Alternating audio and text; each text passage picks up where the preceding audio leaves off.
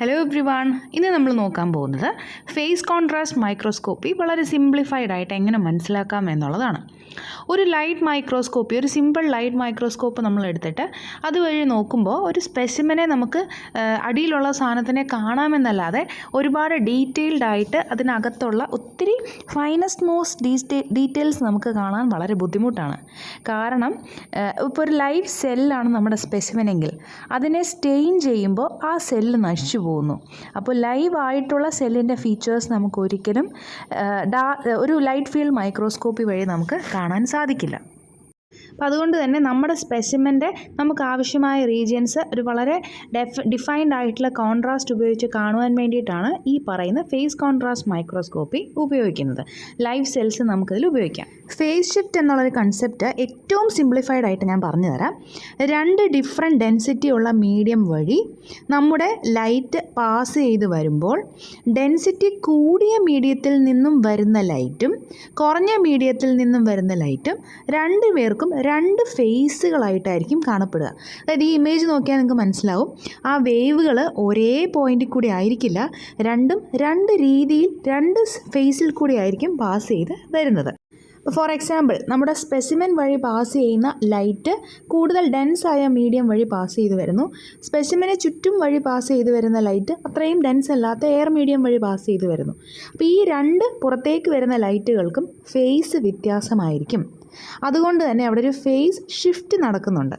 ഇങ്ങനെ ഷിഫ്റ്റ് നടക്കുന്ന 2 രീതിയിലുള്ള ലൈറ്റുകൾ പിന്നീട് ഒന്ന് ചേർന്ന് ഒറ്റ ലൈറ്റായി മാറുമ്പോൾ ആ ലൈറ്റുകളുടെ ഫേസിലുള്ള വ്യത്യാസം മൂലം ആ ലൈറ്റിൻ്റെ ഇൻറ്റൻസിറ്റി കുറയുന്നു. ഇതിലാണ് നമ്മൾ ഫേസ് ഷിഫ്റ്റ് എന്ന് പറയുന്നത്. ഈ പ്രോപ്പർട്ടിയാണ് ഫേസ് കോൺട്രാസ്റ്റ് മൈക്രോസ്കോപ്പിയിൽ നമ്മൾ ഇമേജ് കാണുവാൻ വേണ്ടിയിട്ട് ഉപയോഗിക്കുന്ന ഒരു പ്രിൻസിപ്പിൾ എന്ന് പറയുന്നത്. ബാക്കിയുള്ള മൈക്രോസ്കോപ്പിൽ നിന്നും വ്യത്യസ്തമായി ഫേസ് കോൺട്രാസ്റ്റ് മൈക്രോസ്കോപ്പിൽ ഒരു ആനുലാർ റിംഗ് എന്ന പോർഷനും ഫേസ് റിംഗ് എന്ന പോർഷനും പ്രസൻ്റ് ആണ്. ആനുലാർ റിംഗ് കണ്ടൻസറിലും ഫേസ് റിംഗ് ഒബ്ജക്റ്റീവിലുമാണ് പ്രസൻ്റ് ആയിട്ടുള്ളത്. നമ്മുടെ സ്പെസിമെൻ്റെ തിക്നെസ് പല ഭാഗത്തും പലതായതുകൊണ്ട് തന്നെ ഈ പല ഭാഗത്തുകൂടി കടന്നു വരുന്ന ലൈറ്റുകൾക്കെല്ലാം തന്നെ ഒരു ഫേസ് ഷിഫ്റ്റ് കാണാൻ സാധിക്കുന്നു. അതിനോടൊപ്പം തന്നെ റിഫ്രാക്ഷനും സംഭവിക്കുന്നു. റിഫ്രാക്ഷൻ നമുക്കറിയാം, കടന്നു വരുന്ന ലൈറ്റ് പല ഡയറക്ഷനിൽ പല ആംഗിളിൽ തെറിച്ചു പോകുന്ന പ്രതിഭാസം. ഈ ഇമേജിൽ ഏറ്റവും മേളിലായി ഫേസ് പ്ലേറ്റ് എന്ന് മാർക്ക് ചെയ്തിരിക്കുന്ന പോർഷൻ്റെ നടുക്കായി ഗ്രേ കളറിൽ കാണുന്ന വട്ടമാണ് ഫേസ് റിംഗ് എന്നറിയപ്പെടുന്നത്. നമ്മുടെ സ്പെസിമെനിൽ നിന്നും റിഫ്ലക്റ്റ് ചെയ്ത് ഒരു ഫേസ് ഷിഫ്റ്റ് സംഭവിച്ച് ഈ റിങ്ങിൽ വന്ന് വീഴുന്ന ലൈറ്റുകളെല്ലാം തന്നെ ഡാർക്കായി നമ്മൾ കാണപ്പെടുന്നു.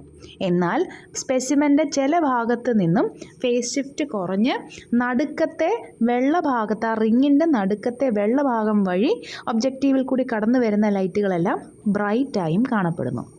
അതുകൊണ്ട് തന്നെ ഫേസ് ഷിഫ്റ്റിൻ്റെ വ്യത്യാസത്തിൻ്റെ അടിസ്ഥാനത്തിൽ ഒരേ സ്പെസിമെനിൽ തന്നെ ഭാഗങ്ങൾ ഡാർക്കായിട്ടും ബ്രൈറ്റായിട്ടും കാണപ്പെടുന്നത് കൊണ്ട് തന്നെ നമുക്ക് വേണ്ട ഭാഗങ്ങൾ വളരെ വ്യക്തമായി ബ്രൈറ്റ് ആയിട്ട് നമുക്ക് കാണാൻ സാധിക്കും.